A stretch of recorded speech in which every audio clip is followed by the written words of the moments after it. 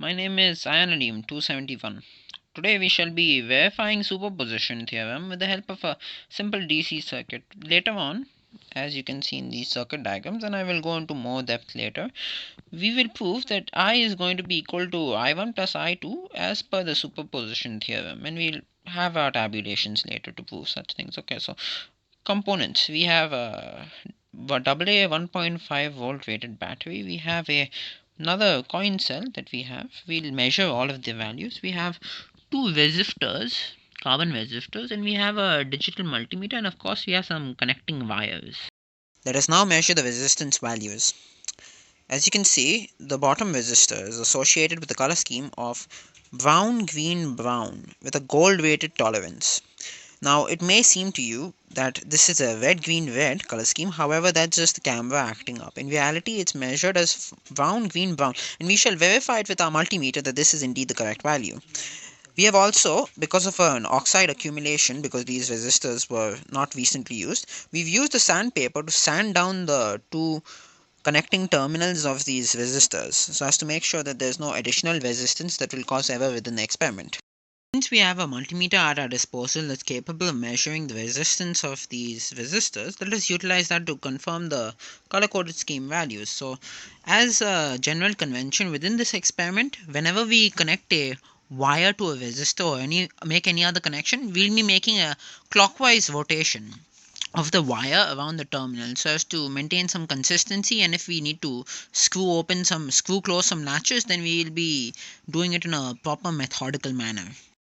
In our experiment, to aid us within the circuit building process, I've procured these little wax slabs. Now, they're not conductive, which means that when I measure values of these resistors and other circuit components and I've mounted them on top of these slabs, the measured values won't be different because of these wax slabs themselves. And I've done this setup so as to make sure that these components are going to be stable. Otherwise, it's very difficult to set up these wired connections. Now we can very well use the 200 range for our particular resistor here because we calculated it's going to be coming within that range approximately. So let's just take this lead, let's attach it to the other end, and let's stabilize this a little. What value is coming? Let's see. So we're getting a very good value, 150.9 ohms. So let us tally this value for resistor number 1. Now let us consider the case for our second resistor. So these two resistors look very similar. So it is very important to make sure that at any point we do not mix them up by any chance. So let's just connect this lead here.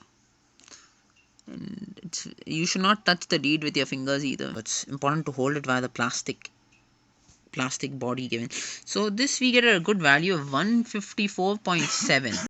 We've tabulated the value for our second resistor as well. As we can see that there is more error within the value of the second resistor when compared to the first, but when even then you have a plus, if you apply the plus minus 5% tolerance, it's still well within our range of errors. Now let us consider our voltage sources. Alright, so This is the first voltage source. It's a AA battery, and now we have a 1.5 voltage as the voltage rating. Alright, so let's just quickly set our voltage to the standard measurement. Alright, so we've used our masking tape here. Alright, my parents run an entertainment business and we use masking tape sometimes. It's not good for permanent use, but our installations tend to be very temporary. So as long as the voltage supply is low, it does not pose much of a danger. So we can use it for our purposes. And I do not want to touch it with my bare hands because that may cause some error. So we shall consider this positive to positive end, and we get a very stable value of 1.64 actually. I've measured it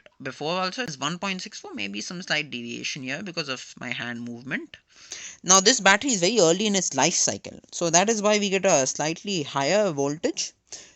Similarly, we have calculated the voltage across our button battery, which is known as a coin cell battery, but we sometimes call it a button battery, and we get a very stable value of 3.26 volts. Now again, this is not necessarily out of the package brand new, but it's very early in its life cycle as well. I made sure of that. So that is why it's coming slightly above rated voltage, but over time the voltage will tend to decrease. But for now, this is 3.26, and so we have our voltage sources value. To verify superposition theorem, we shall now consider cases associated with the three figures that we drew earlier. Now, these are the values of voltage and current that have been obtained via calculation from these values. These are calculated so as to finally compare with the measured values that we'll get later on via the multimeter that we will use. But we've shown this so as to see how much error we'll get experimentally. Let us consider the first case wherein both the voltage sources are connected in series to one another.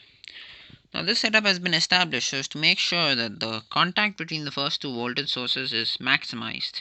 I have done this in this manner so as to so as to allow gravity to help maintain the secureness of this connection, and I have tested this multiple times, so I have some idea as to the accuracy of this circuit. So let's be very gentle with our measurements for now.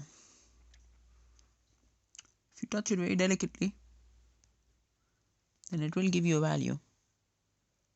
And see that value will hover around 13.82.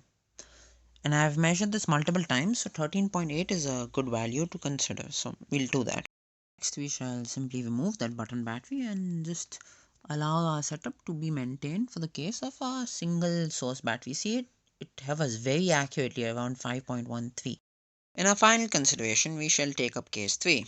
Here, we have shorted V1, that is the AA battery, whereas V2 is left in operation. So the coin cell is the only voltage source in this particular setup. So let's see what comes as the value. Let's set the range of 20 milliamps. That's perfect. Let's see what comes. 8.8. That is the stable value for this system. I calculated it multiple times, so that is the value we'll use. Successfully measured I1 and I2 in milliampere. You'll see in the final calculation. Now, if you see, we had initially taken values of our voltage sources and our resistors, and therefore we can find out the calculated values of current. Now, if you see the calculated values of current, they will still be equal. Therefore, these values will follow superposition theorem, right? But why is there a discrepancy here? Well, we never considered, because these are old wires and the setup is not particularly new. We failed to neglect the resistance of the wires, the connecting wires, and moreover, the internal resistances of each of our voltage sources weren't fully considered. Now, let us take the cases of our measured values, that is, the values we measured from our multimeter. We shall see that 5.13 plus 8.80 give us a sum of 13.93, which is almost equal to 13.82. In fact, within an error of 0.8 percentage. That is enough for us. We can easily neglect such an error owing to our experimental considerations. And therefore, we can state that I1 plus I2, that is the current flowing in the branches individually taken when we individually consider V1 and V2 and short out the other voltage sources, as equal when they are added to one another to the total current that will flow in the system when both of them are connected in series with one another. Hence, we have proved that I1 plus I2 is going to be equal to I, and therefore we have successfully proved superposition theorem. Thank you for your time.